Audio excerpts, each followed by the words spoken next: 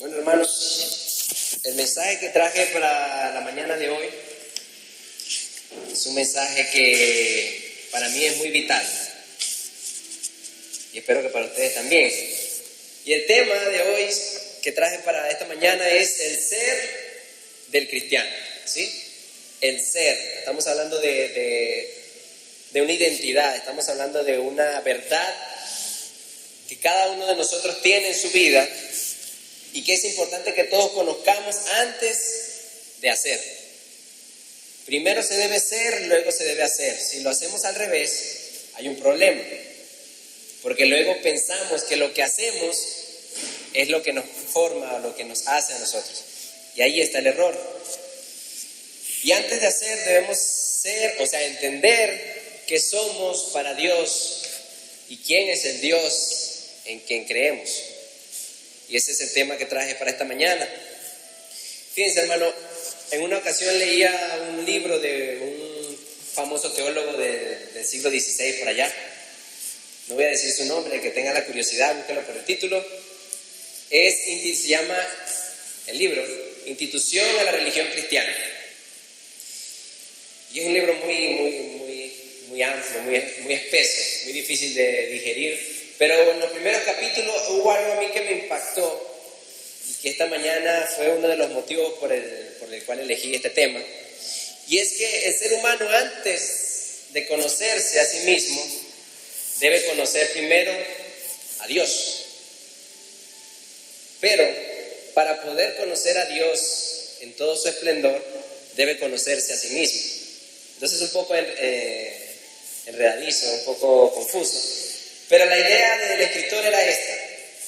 La única forma de que tú entiendas quién eres tú es que te mires al lado del Dios verdadero. Y la única forma de que tú entiendas el carácter, el tamaño y quién es Dios, tú debes verte a ti mismo, ¿sí? Fíjense, nosotros cuando fuimos creados por Dios, dice la Biblia que fuimos creados a su imagen y a su semejanza. Y ese es uno de los argumentos más fuertes del cristianismo contra los ateos, que ellos niegan la existencia de Dios, pero no se explican cómo alrededor del mundo entero hay algo dentro del ser humano que los animales no tienen. Ellos piensan que venimos de los animales, pero lo cierto es que nosotros somos muy diferentes en un punto en específico, y es en la moralidad. Los animales no tienen moralidad, los árboles no tienen moralidad, pero los seres humanos sí. Y donde quiera que tú vayas, no importa la región, no importa si se ha escuchado de Dios, si hay una Biblia, si son musulmanes, si son islamistas, si son budistas, todos compartimos algo en común, que es la moralidad. ¿Y de dónde viene eso? Dios nos creó a su imagen y a su semejanza. Y dentro de nosotros, aunque de manera imperfecta, está reflejado el carácter de Dios. ¿Por qué nos molestamos cuando hay una injusticia? Porque dentro de nuestro carácter está la justicia de Dios. ¿Por qué nos molestamos cuando alguien nos miente? Porque dentro de nuestro carácter está la verdad de Dios. ¿Por qué nos molestamos cuando alguien hace daño a otro? Porque dentro de nuestro carácter está el bien de Dios. Y entonces todo eso que está dentro de nosotros, que Dios puso allí, es un pequeño reflejo del tamaño de lo que es Dios. Nuestra justicia, aunque imperfecta, refleja la justicia de Dios. Y los ateos dicen, en una ocasión conversaba con uno, me decía, yo no creo en el Dios que tú crees. ¿Por qué? Le dije. Y él me dijo, porque si Dios existiera, ¿por qué permite entonces la maldad en el mundo? Y ese es un famoso argumento de todos los ateos, que si Dios es bueno, ¿por qué existe el mal? Porque si Dios es justo, existe la injusticia.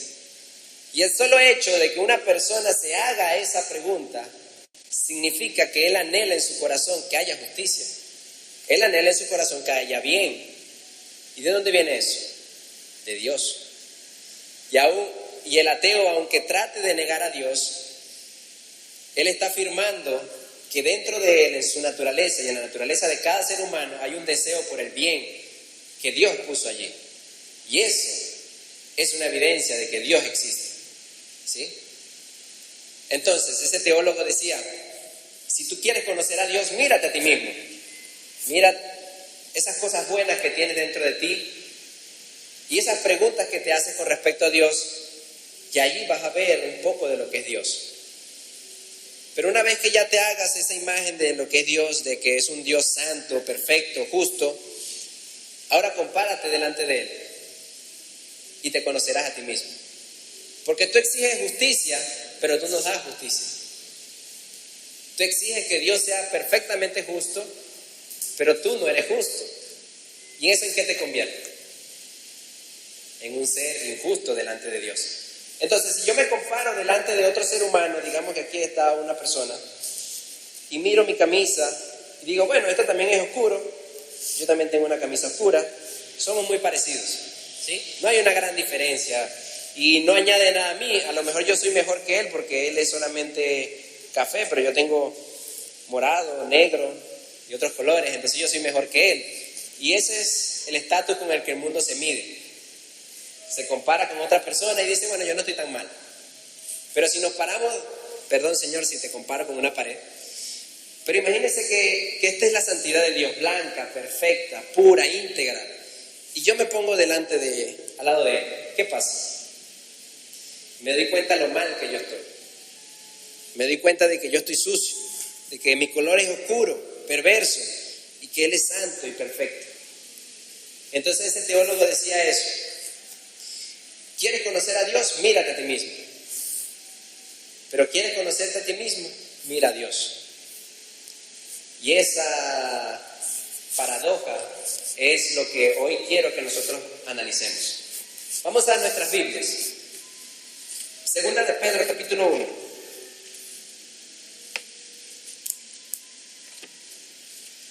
¿Y cuál es el tema entonces, hermano? Como decía, el ser del cristiano. Pero en parte también es una pequeña predicación de lo que es el Evangelio. Pero si todos somos evangélicos aquí, hermano, ¿por qué necesitamos otra vez escuchar el Evangelio? Entonces, por eso este pequeño texto de introducción lo traje a colación. Primera de Pedro, capítulo 1. Segunda de Pedro, perdón. Capítulo 1, versículo 11.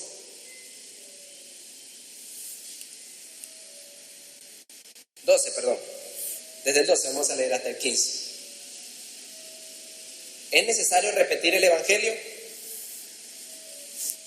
Así lo tengo, perfecto. Dice, por esto, yo no dejaré de recordaros siempre estas cosas, el Evangelio, aunque vosotros las sepáis y estéis confirmados en la verdad presente, pues tengo por justo, en tanto que estoy en este cuerpo, el despertaros con amonestación.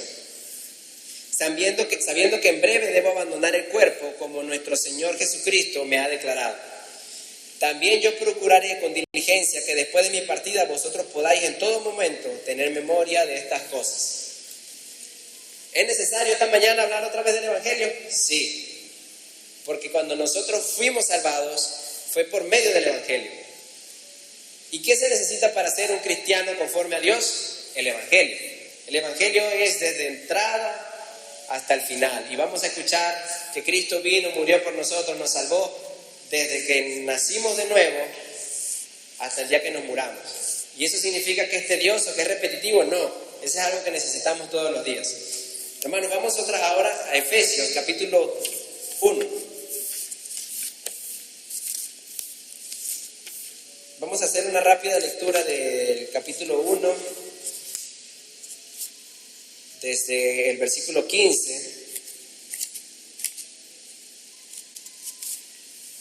hasta el capítulo 2, versículo 10.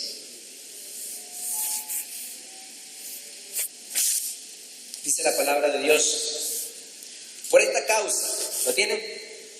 Efesios capítulo 1, versículo 15. Efesios capítulo 1, versículo 15. ¿Ya? Ok, bien.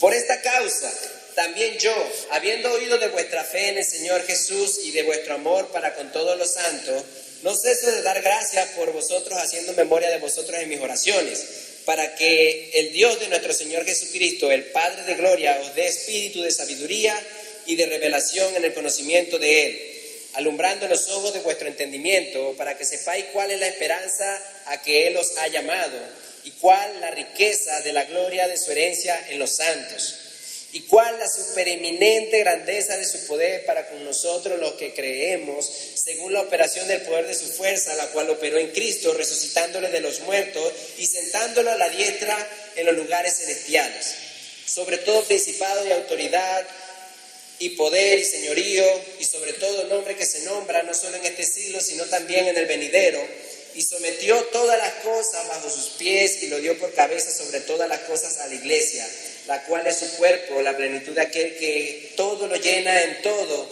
Y Él os dio, capítulo 2, versículo 1, y Él os dio vida a vosotros cuando estabais muertos en vuestros delitos y pecados, en los cuales anduvisteis en otro tiempo, siguiendo la corriente de este mundo, conforme al príncipe de la potestad del aire, el espíritu que ahora opera en los hijos de desobediencia, entre los cuales también todos nosotros vivimos en otro tiempo en los deseos de nuestra carne, haciendo la voluntad de la carne y de los pensamientos, y éramos por naturaleza hijos de ira, lo mismo que los demás. Pero Dios, que es rico en misericordia, por su gran amor con que nos amó, aun estando nosotros muertos en pecado, nos dio vida juntamente con Cristo, por gracia sois salvos, y juntamente con Él nos resucitó, y asimismo nos hizo sentar en los lugares celestiales con Cristo Jesús, para mostrar en los siglos venideros la abundante riqueza de su gracia, en su bondad para con nosotros en Cristo Jesús. Porque por gracia sois salvos por medio de la fe, y esto no de vosotros, pues es don de Dios, no por obras, para que nadie se gloríe, porque somos hechura suya, creados en Cristo Jesús para buenas obras, las cuales Dios preparó de antemano para que anduviésemos en ellas.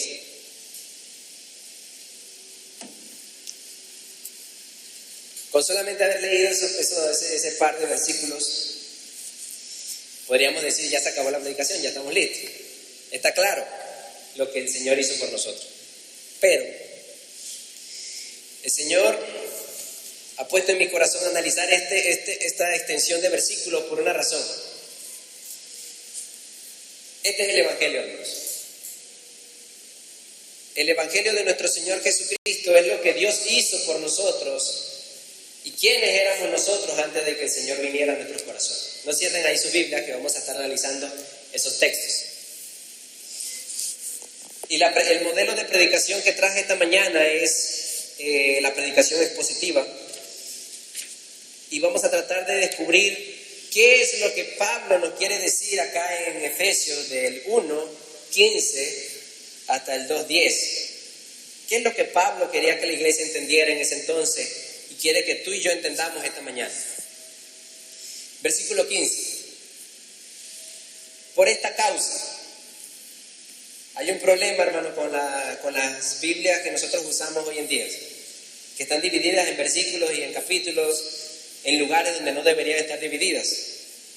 Se dan cuenta que empieza por esta causa. Si decimos por esta causa y no analizamos no entendemos lo que dijo anteriormente en el capítulo 1, del 1 al 14, vamos a quedar incompletos.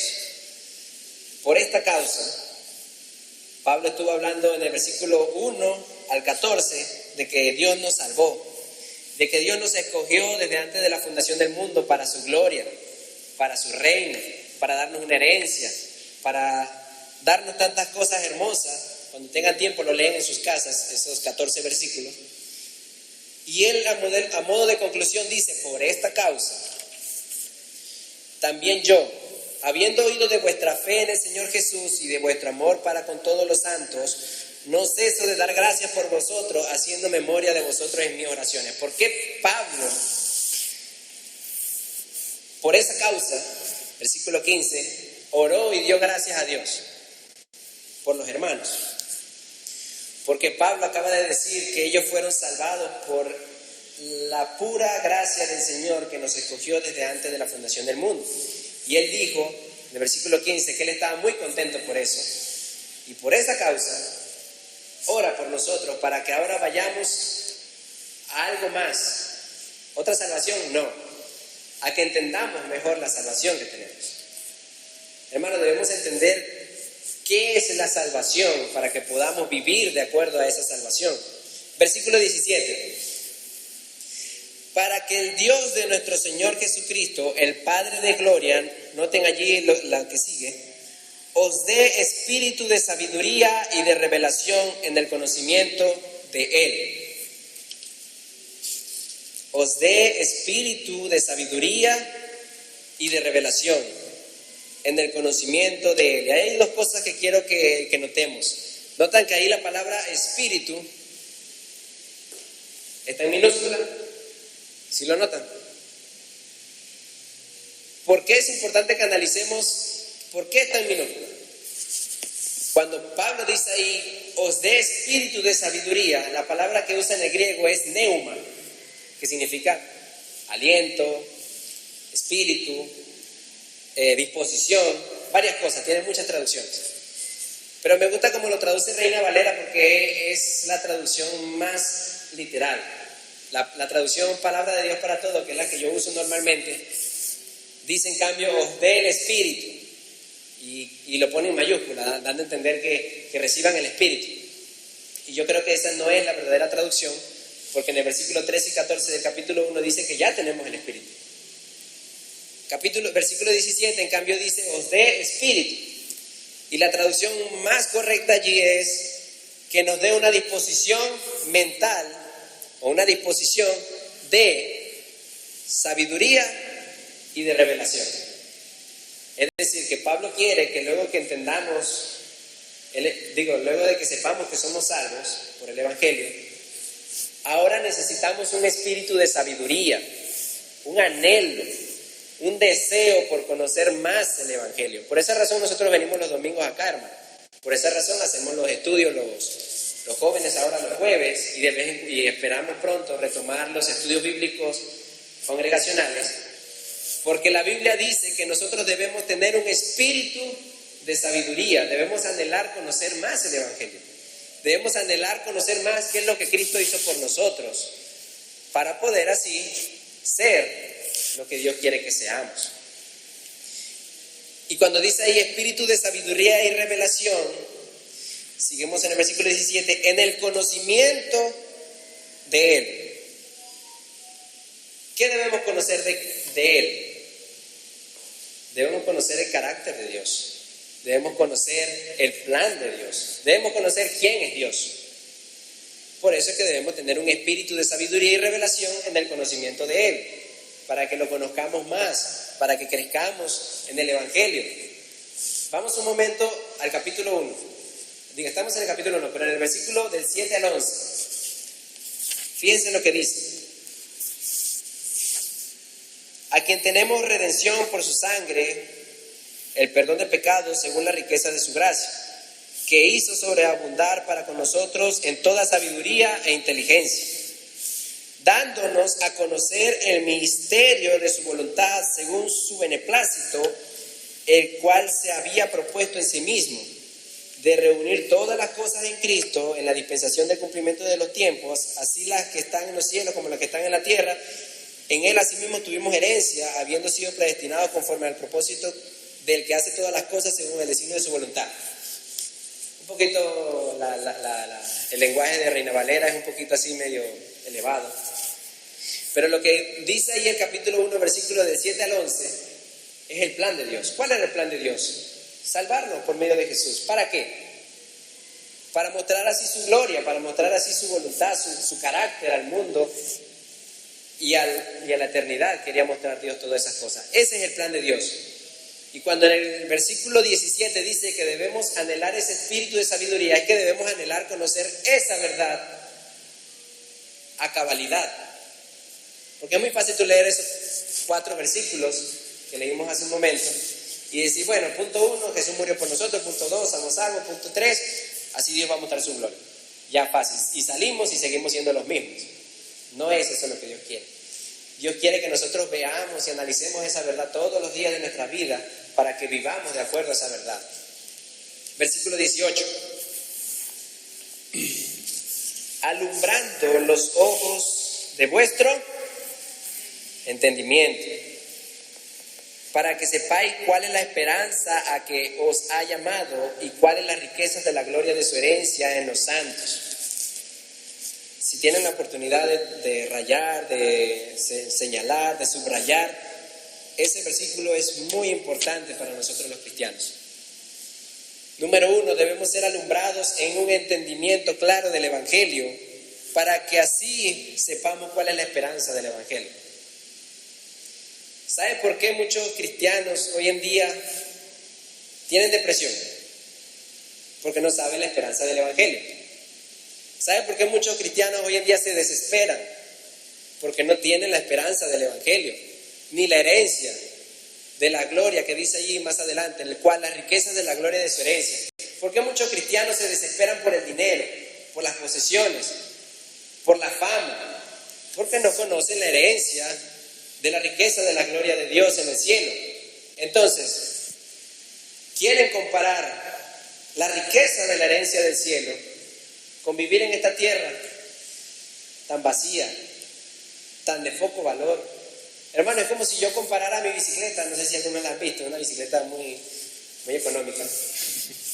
Es como si yo comparara mi bicicleta y me aferrara a mi bicicleta. Yo quiero mi bicicleta, pero está allá, voy a usar al hermano William de ejemplo, está el hermano William allá ofreciéndome su camioneta. Mira, te voy a regalar esta camioneta.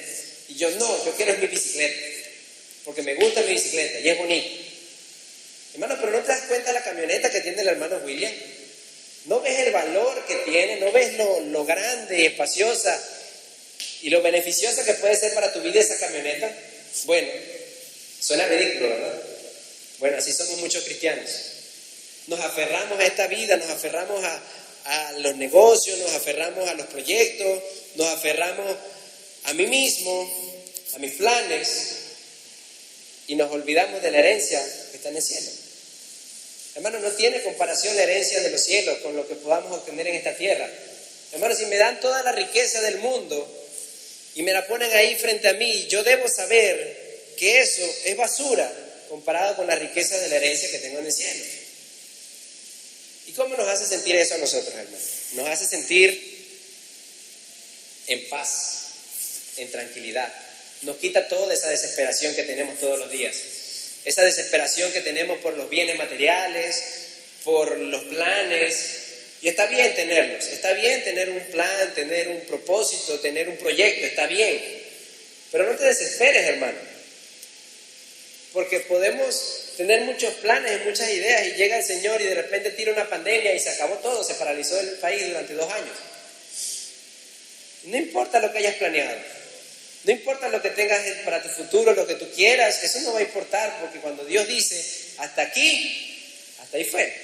De hecho, en una ocasión Jesús narraba una parábola de un hombre que tenía mucho dinero y ya no, muchos bienes, en ese entonces eran granos y mucha comida, y ya no le cabía en el granero donde guardarlo, y él dijo, bueno, voy a tumbarlo, voy a hacer uno más grande para poder meter más y voy a descansar en paz con mis riquezas. Y el Señor le dijo, ingenuo, estúpido, le dijo, si hoy mismo te vas a morir, hoy mismo te voy a llevar. ¿Y de qué valió todos tus graneros grandes y tus proyectos gigantescos? De nada. Lo mismo debemos pensar nosotros, hermano. Está bien tener planes y proyectos, hermano, pero no dependa tu vida de eso. No dependa tu energía, tu salud de eso. Porque lo que Dios tiene para nosotros en los cielos es más valioso. Y por eso debemos pedirle al Señor que alumbre los ojos de nuestro entendimiento, para que tú compares y peses qué es lo que tiene valor en tu vida y lo que no debería tener valor. Versículo 19.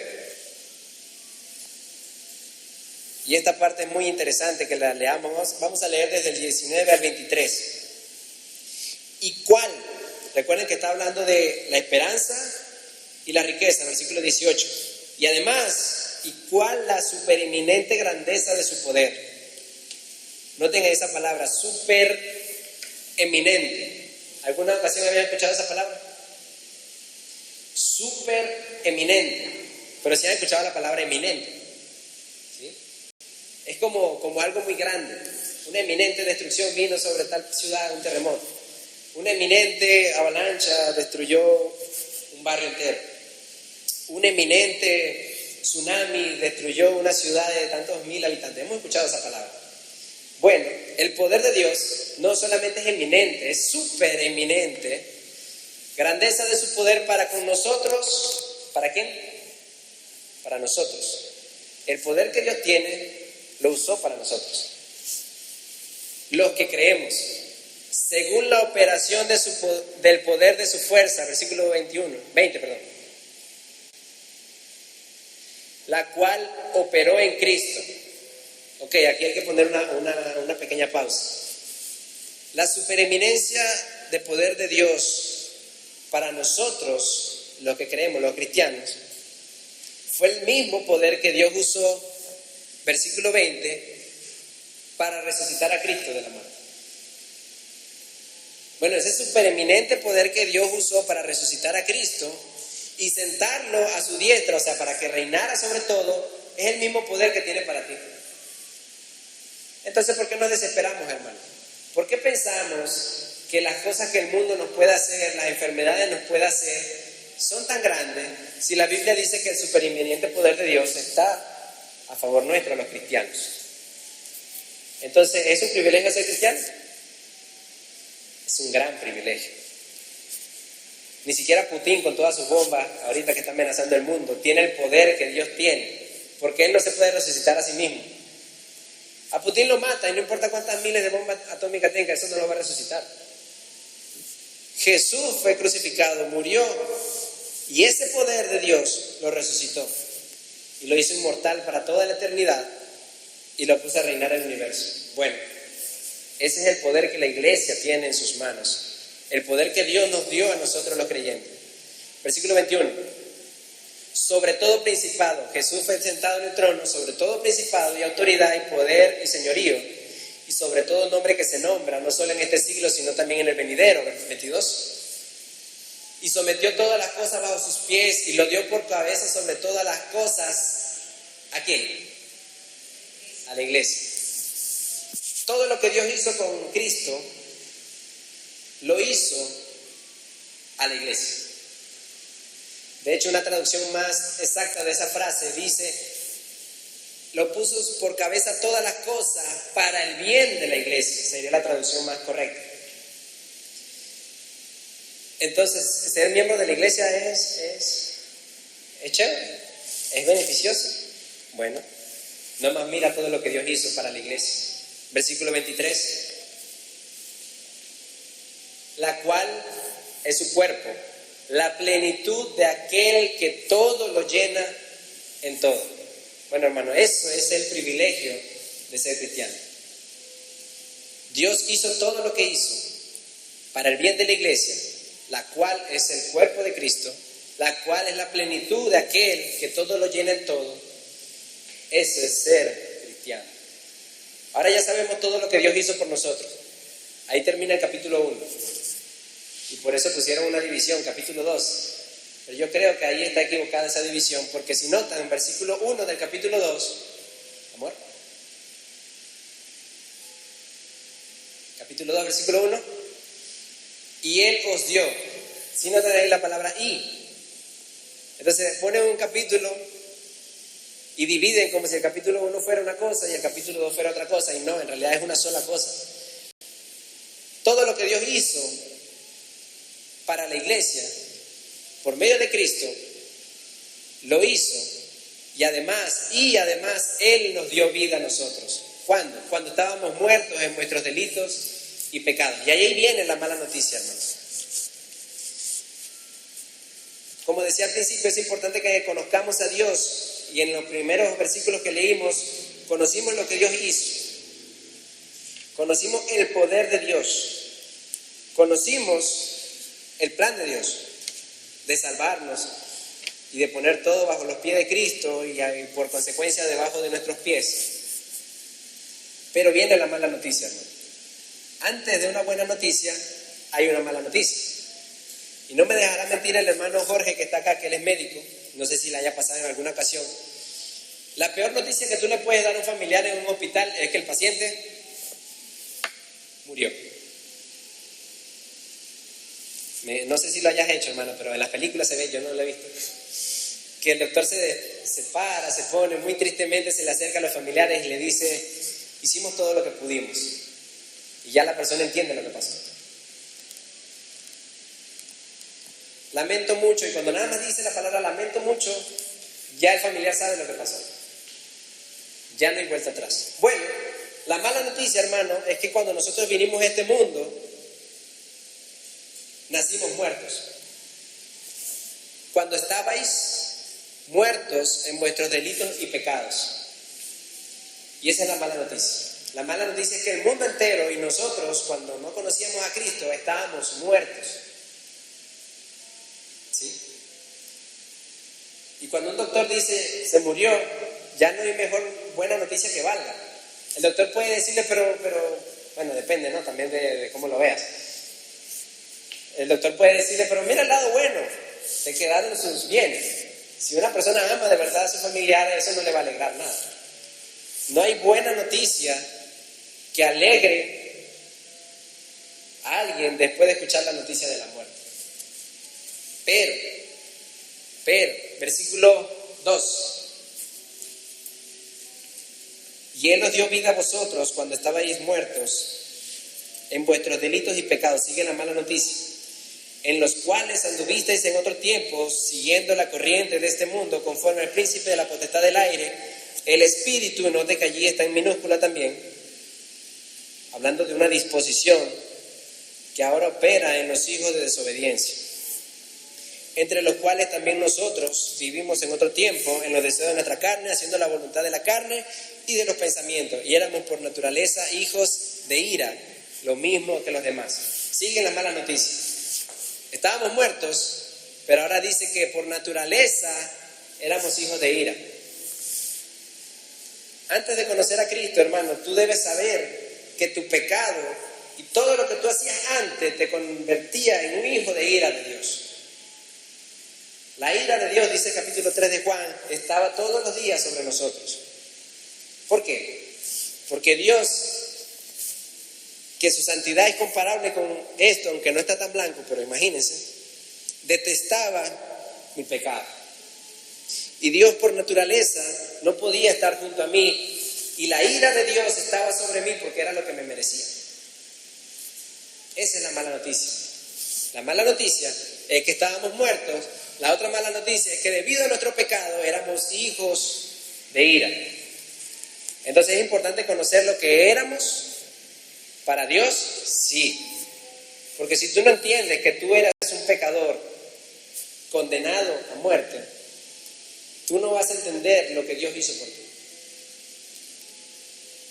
En una ocasión, hace unos meses, a Hilario lo invitaron a ir a visitar a un familiar de alguien que estaba moribundo. Hilario me dijo, acompáñame por favor. Y fuimos los dos. Y llegamos ahí a su lecho. Y el señor estaba ahí acostado, no se podía mover. No sé, no he escuchado la noticia si el señor falleció finalmente o no sé qué pasó. Pero ahí Hilario empezó a predicarle el evangelio, porque lo llamaron para eso. Lo llamaron para que le diera unas últimas palabras antes de que la persona partiera. Hilario empezó a predicarle, mira, tú sabes que el pecado nos alejó de Dios, pero vino Cristo y nos salvó. Y empezó a explicarle lo básico del evangelio que todos debemos entender. Y Hilario le dijo, bueno, ¿tú quieres recibir al Señor? Debes arrepentirte de tus pecados y recibir el perdón de Cristo. Pero ese señor, parado firme, aunque estaba acostado, no, pero parado firme en sus convicciones, le dijo, bueno, es que yo sí creo en el Señor, me dijo, y bueno, tampoco es que yo he pecado tanto, me dijo, o sea, yo no he cometido tantos pecados, yo no soy como esa gente mentirosa que anda por ahí haciendo cosas, habla ladrones, yo no soy una persona mala. Y Lara le dijo, no, pero es que tú tienes que arrepentirte igual, porque hay cosas que tú habrás hecho. Le dijo, no, yo siempre he sido una persona responsable, trabajadora, a mi familia nunca le ha faltado nada. Mis hijas, pregúntale a mis hijas que yo he sido un buen padre. Y empezó ahí a argumentar que él era bueno. Y duramos un rato ahí, Lara y yo, como 2 horas, y finalmente el Señor nunca quiso aceptar que era pecador. Y ese es el problema de nosotros muchas veces, hermano. Nosotros nos miramos a nosotros comparándonos con otros y pensamos que no estamos tan mal. Pero conoce a Dios. Conoce las demandas de Dios que dice, leímos el Salmo 15 antes de que casi todos llegaran. Pero el Salmo 15 dice que ¿quién estará delante de la presencia de Dios? Los santos, los rectos, los que nunca mienten, los que nunca estafan. Esos son los que van a estar delante de Dios. Ahora yo te pregunto, hermano, ¿tú nunca has mentido? ¿Tú nunca has defraudado a alguien? ¿Tú nunca has hecho un pecado? Y la respuesta, espero que todos sepan que sí lo hemos hecho y que somos pecadores. Y por ende, capítulo 15 de Salmo, tú y yo no podemos estar delante de la presencia de Dios. Esa es la mala noticia. Tú y yo estamos lejos de la presencia de Dios. Somos pecadores, reos de muerte, reos de condenación. Pero, allí viene el pero glorioso del Evangelio. Hermano, tú debes aceptar primero que eres pecador para que después recibas la misericordia de Dios. Versículo 24. Pero Dios.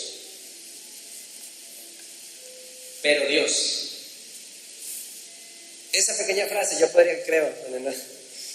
hacer una prédica completa solamente de esa frase. Pero Dios. Mala noticia, estábamos muertos. Mala noticia, nuestros pecados nos alejaron de Dios y nos convirtieron en hijos de ira. Pero Dios. Ahí está, hermano. Ahí el hermano doctor, cuando le diga a los familiares, el paciente falleció, pero lo resucitamos con reanimación. Allí se va toda tristeza, se va todo dolor. Y eso es lo que Dios hizo con nosotros. Tú y yo estábamos muertos, pero Dios, que es rico en misericordia por su gran amor con que nos amó, el pero de Dios más glorioso de todo el Evangelio, ya vuelve atrás, versículo 4. Pero Dios, subrayen ahí esa palabra y pónganla ahí en referencia, Romanos 5:8, que es parecida a la frase que dice, más Dios, dice Romanos 5:8, más Dios muestra su amor para con nosotros, que aún siendo pecadores, Cristo murió por nosotros. Y allí está la comparación del pero Dios con el más Dios, que significa lo mismo, pero Dios muestra su amor para con nosotros, que aunque tú estabas muerto, Él es rico en misericordia, por su gran amor nos amó. Versículo 5. Aún estando nosotros muertos en pecados, nos dio vida juntamente con Cristo. Subraya ahí, por gracia sois salvos. Versículo 6. Y juntamente con Él nos resucitó. Y asimismo nos hizo sentar en los lugares celestiales con Cristo Jesús. Pausa allí. ¿Qué hizo Dios? Pero Dios, que es rico en misericordia, nos dio vida. Y este versículo 6, está conectado con el versículo 20 del capítulo 1. Búsquenlo allí. ¿Qué dice el versículo 20?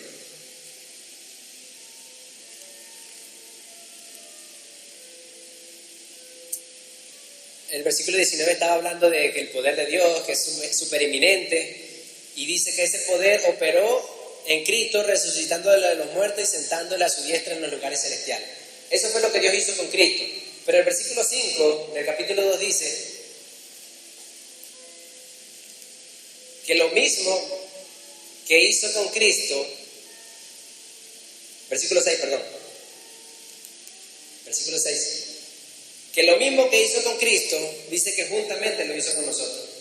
Juntamente con Él nos resucitó y asimismo nos hizo sentar en los lugares celestiales en Cristo. Esa es la buena noticia, hermano.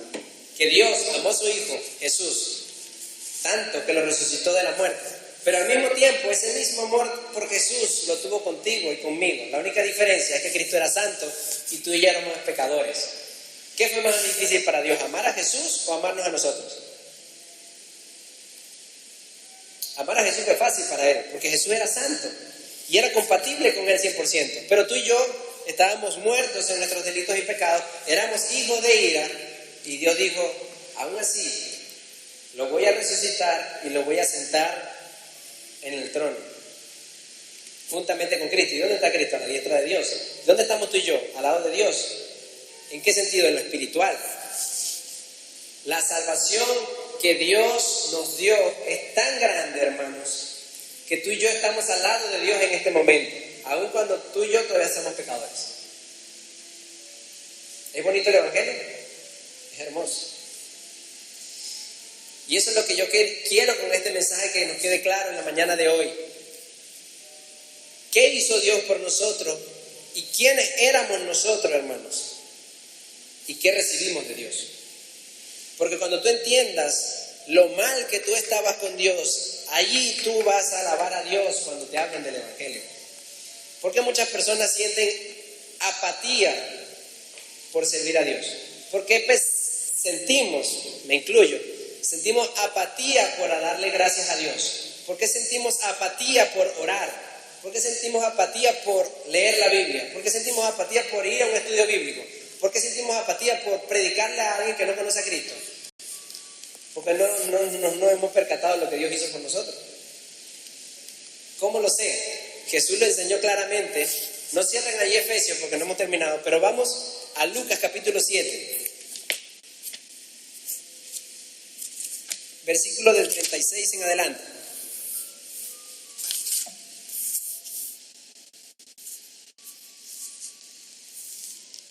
Lucas capítulo 7 del 36 en adelante. ¿Lo tienen? Dice, uno de los fariseos le rogó a Jesús que comiese con él, y habiendo entrado en casa del fariseo se sentó a la mesa. Siguiente. Amor. Entonces una mujer de la ciudad que era pecadora, igual como nosotros somos pecadores todavía, y fuimos más aún antes de conocer a Cristo, al saber que Jesús estaba a la mesa en casa del fariseo, trajo un frasco de alabastro con perfume, en versículo 38, y estando detrás de él, a sus pies llorando, comenzó a regar con lágrimas sus pies, y los enjuagaba con su cabello, y besaba sus pies, y los ungía con el perfume, versículo 39. Cuando vio esto el fariseo que le había convidado, dijo para sí, hablando de Jesús, si fuera profeta, conocería quién y qué clase de mujer es la que le toca, que es pecadora. Entonces respondiendo Jesús le dijo, Simón, una cosa tengo que decirte. Y él le dijo, di maestro. Recuerden que Simón no lo dijo en voz alta, lo dijo pensando. Dijo, bueno, si este supiera quién es la que lo está tocando, no se dejaría. Pero Jesús, como era omnisciente, sabía lo que pensaba. Y le dijo, tengo algo para decirte. Y él le dijo, sí señor, dime, soy todo oído. Y Jesús le dijo, un acreedor o un prestamista, eso es lo que significa, tenía 2 deudores. El uno le debía 500 denarios y el otro 50. Noten la diferencia, 550. Y no teniendo ellos con qué pagar, perdonó a ambos. Las 2 deudas las perdonó el prestamista. Di pues, ¿cuál de ellos le amará más? Respondiendo Simón, dijo, pienso que aquel a quien perdonó más. Y él le dijo, rectamente has juzgado. Y vuelto a la mujer, dijo a Simón, ¿ves esta mujer? Entré a tu casa y no me diste agua para mis pies. Esa era una costumbre en ese entonces. Las personas entraban a una casa y tenían que lavarle los pies, porque era invitado, era algo cultural, y todo el mundo lo hacía. Pero el fariseo, Simón, creía que él era tan elevado en su santidad que él dijo, yo no tengo por qué lavarle los pies a este Jesús, y no se los lavó. Y él le dijo, entré a tu casa y no me diste agua para mis pies, mas esta ha regado mis pies con lágrimas y los ha enjuagado con sus cabellos. No me diste beso, más, porque en ese entonces la cultura también era así. Entrabas a una casa y se le... Es como darle una la mano hoy en día, ¿no? No vayan a andar besando cristianos por ahí. Desde que entré, no has cesado de besar mis pies. No ungiste mi cabeza con aceite, mas esta ha ungido con perfume mis pies. Por lo cual te digo que sus muchos pecados le son perdonados, porque amó mucho. Mas aquel a quien se le perdona poco, poco ama. Ese es el principio. Ese es el principio. Aquel que entiende lo mucho que se le ha perdonado es el que ama a Cristo constantemente. Es aquel que busca a Cristo, aquel que ora a Cristo, que lee su palabra, que va, se reúne con sus hermanos Porque Cristo no está presente hoy en día aquí en la tierra, hermanos. Pero ¿quién está presente? En su cuerpo. Entonces, ¿cómo es que amas a Cristo? Y aquí está su cuerpo, hermano. No le digo que le beses los pies y le eches perfume a todos los hermanos. Pero la Biblia dice que si no puedes decir que amas a Dios si no amas a tu hermano. Por consecuencia, cuando tú entiendas, hermano, de dónde Dios te sacó, del lodo cenagoso, de la muerte, de la condenación, de la ira de Dios, y te perdonó, tu reacción automática debería ser como la de esa mujer, que se postró a los pies de Cristo y lo adoró, a diferencia del fariseo. El fariseo pensó que él no necesitaba mucho perdón, por eso no le agradecía nada a Jesús. Él estaba bien con Dios, pero cuán equivocado estaba. Porque la Biblia dice que todos hemos pecado y todos estamos destituidos de la gloria de Dios. Todo el mundo debería arrodillarse delante de Cristo y besar sus pies, porque Cristo es el único que nos puede perdonar. Pero solamente, como dice allí Jesús, solamente reaccionaremos de esa manera cuando tú te preguntes a ti mismo, ¿quién soy yo? ¿Tienes una estima muy alta de ti mismo? ¿Piensas que eres más santo que el hermano que está a tu lado? Estás muy equivocado. Porque Jesús condenó a Adán y a Eva por comerse una fruta, que en traducido sería desobedecer lo que Dios les dijo que no se comiera. Y estamos condenados desde hace 5.000 años más o menos que tiene la historia humana por lo que Adán y Eva hicieron. ¿Tú crees que tus pecados son menos que esa fruta? Son más.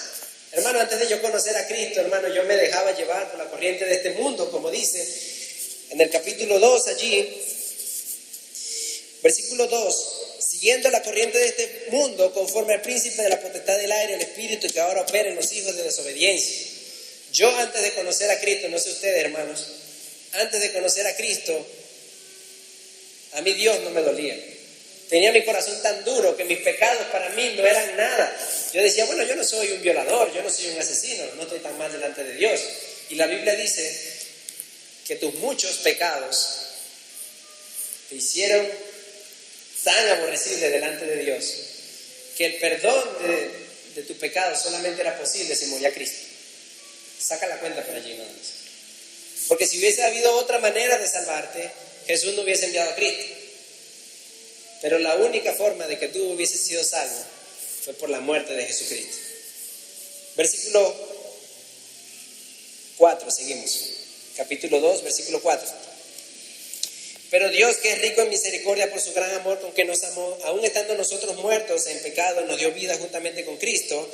Versículo 6, lo analizábamos hace un momento, y juntamente con Él nos resucitó, y asimismo nos hizo sentar en los lugares celestiales con Cristo, para mostrar a los siglos venideros las abundantes riquezas de su gracia, en su bondad para con nosotros en Cristo.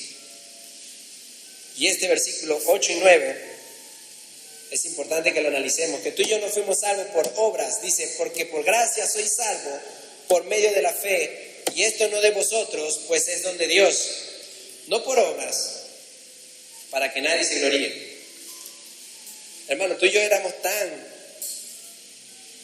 pecadores delante de Dios, que no importaba cuántas misas tú fueras, hermano, no importaba cuántos rosarios te rezaras, ni que pasaras toda la noche rezando y repitiendo el rosario como tú quisieras, hermano, eso no te iba a salvar.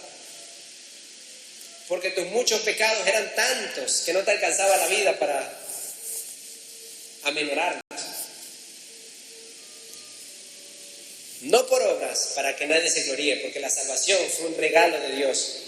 Como decía hace un momento, fue tanto el amor de Dios por nosotros, tantas las ganas de Dios de salvarnos, que envió a su Hijo Jesús para salvarnos. Y ese es el ser del cristiano.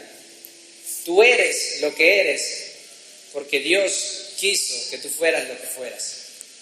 Y esa es razón para adorarle todos los días, desde que te levantas hasta que te acuestes. Mira tu pasado, hermano.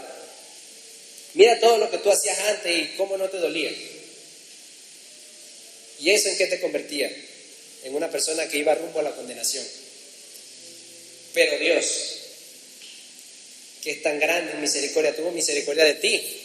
Y eso no te hace mejor que los que están afuera. Estás muy equivocado si piensas eso, ¿no? Si tú vienes acá y te sientas y miras hacia afuera a la gente pasar y dices, mire, eso no vienen a la iglesia, yo sí vengo a la iglesia. Estamos equivocados, hermanos. Tú y yo estamos acá sentados hoy en esta mañana porque Dios tuvo misericordia de nosotros. Dios tuvo misericordia de mí siendo un pecador. Y puso, dice la Biblia, un corazón de carne. Antes de yo conocer a Cristo tenía un corazón de piedra. ¿Cómo sería eso, hermano, si te llegara un paciente allá al hospital allá con un corazón de piedra? ¿Qué medicamento le das tú para que se ablande? Imposible. Bueno, la Biblia dice que Jesús nos quitó ese corazón de piedra y nos puso uno de carne. ¿Quién lo hizo? Dios. Tú lo hiciste. Tú decidiste dentro de ti y dije, no, ya no me gusta el corazón de piedra, quiero ser cristiano. No, fue Dios el que lo puso. Dios fue el que te cambió tu corazón de piedra y te puso un corazón de sangre para que tú sintieras el peso de tu pecado y pidieras perdón. Porque si Dios no hubiese querido quitarte el corazón de piedra, estuvieras igual que las personas que están en el mundo hoy en día. Las personas que están en el mundo practicando todo lo que practican porque tienen un corazón de piedra. Por eso debemos orar a Dios para que Dios tenga misericordia de nuestros familiares, de las personas a las que les predicamos, porque tú le estás predicando a un muerto. Dice, como decía el versículo hace un momento, como tú y yo estábamos muertos, así las personas que no tienen a Cristo están muertos. Hermano, cuando tú le predicas el evangelio a tu familiar, a tu esposa, a tu hermano, a tu tío, a tu abuelo, y no reciba el evangelio, entiende, hermano, que él está muerto. Ten paciencia. No te desesperes. Este es bruto, piensa que esos rosarios lo van a salvar. Este piensa que yendo a rezar a la María se va a salvar. No pienses así, hermano. Ruégale a Dios que tenga misericordia de él, porque él está muerto. Él en su corazón de piedra, para aliviar su conciencia, hace rituales, va a lugares, templos enormes, da ofrenda para salvar su alma, porque él piensa que eso es lo que lo va a salvar. Y él está incluso desesperado por su salvación, pero como tiene un corazón de piedra, no acepta su pecado. Ten misericordia, hermano, de aquellos a los que tú les predicas. Predícale constantemente, dile, Cristo te ama, Cristo murió por ti, debes arrepentirte, tu pecado te aleja de Dios. Porque solo así, dice la Biblia, que Dios va a abrir los ojos de su entendimiento y va a poner un corazón de carne para que se salve. No seas tan duro con el incrédulo, hermano, porque así como él es incrédulo, tú también lo fuiste. Y Dios, que es rico en misericordia, tuvo misericordia de ti.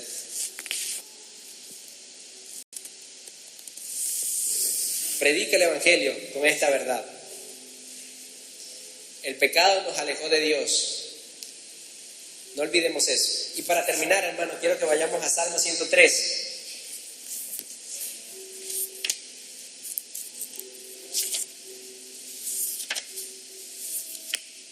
Y noten como el salmista,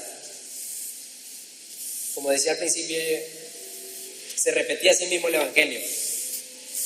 Salmo 103. El salmista recordaba constantemente a Dios y lo que Dios hizo por él para poder alabarle. Y eso es lo que tú y yo hacemos esta mañana, y eso es lo que tú y yo hacemos todos los domingos y todos los días que leemos su palabra y todos los días que nos reunimos con los hermanos. Recordar lo que Dios hizo con nosotros para que podamos entender qué somos nosotros. Somos pecadores redimidos. Salmo 103:1 dice: bendice alma mía a Jehová y bendiga todo mi ser su santo nombre. Bendice alma mía a Jehová y no olvides ninguno de sus beneficios. Él es quien perdona todas tus iniquidades. Él es el que sana todas tus dolencias. Él es el que rescata del hoyo tu vida, el que te corona de favores y misericordias, el que sacia de bien tu boca, de modo que te rejuvenezcas como el águila. Jehová es el que hace justicia y derecho a todos los que padecen violencia. Sus caminos notificó a Moisés y a los hijos de Israel sus obras. Misericordioso y clemente es Jehová, lento para la ira y grande en misericordia. No contenderá para siempre, ni para siempre guardará el enojo. No ha hecho con nosotros conforme a nuestras iniquidades, ni nos ha pagado conforme a nuestros pecados. Porque como la altura de los cielos sobre la tierra, engrandeció su misericordia sobre los que le temen. Cuanto está lejos el oriente del occidente, hizo alejar de nosotros nuestras rebeliones. Como el Padre se compadece de los hijos, se compadece Jehová de los que le temen, porque Él conoce nuestra condición. Se acuerda de que somos polvo. El hombre, como la hierba son sus días, florece como la flor del campo, que pasó el viento por ella y pereció, y su lugar no la conocerás más. Mas la misericordia de Jehová es desde la eternidad hasta la eternidad sobre los que le temen, y su justicia sobre los hijos de los hijos, sobre los que guardan su pacto y los que se acuerdan de sus mandamientos, para ponerlos por obra. Jehová estableció en los cielos su trono, y su reino domina sobre todo. Bendecid a Jehová, vosotros sus ángeles, poderosos en fortaleza, que ejecutáis su palabra, obedeciendo la voz de sus preceptos. Bendecid a Jehová, vosotros todos sus ejércitos, ministros suyos, que hacéis su voluntad. Bendecid a Jehová, vosotras todas sus obras, nosotros, en todos los lugares de su señorío. Bendice, alma mía, a Jehová. Bendice, hermano, a Dios por lo que Dios hizo por ti. Noten que el salmista no dice ahí: el Señor me bendijo por lo bueno que yo fui, por las ofrendas que yo le di, por lo mucho que fui al culto. No. Él dice: yo bendigo a Jehová porque Él perdonó mis iniquidades, porque Él rescató mi vida del hoyo. ¿Qué eres tú, hermano? Es la pregunta que quiero que te lleves esta mañana. ¿Eres un santo, pulcro, íntegro que merecía la salvación? ¿O eres un pecador redimido, salvado y rescatado de sus propios pecados, que no por obras fue salvo, sino por pura misericordia? Llévate esa verdad esta mañana para que tú salgas de aquí con otra mente, hermano, recordando lo que Dios hizo por ti y alabándole desde la mañana hasta la noche, porque Dios tuvo misericordia de ti. No creyéndote más que los demás, sino sabiendo quién eres tú y dónde Dios te puso, solo por misericordia. Vamos a ponernos de pie para orar. Santo Padre, Señor, te queremos alabar, Señor. Te queremos dar gracias, Señor, porque tú nos salvaste cuando estábamos muertos.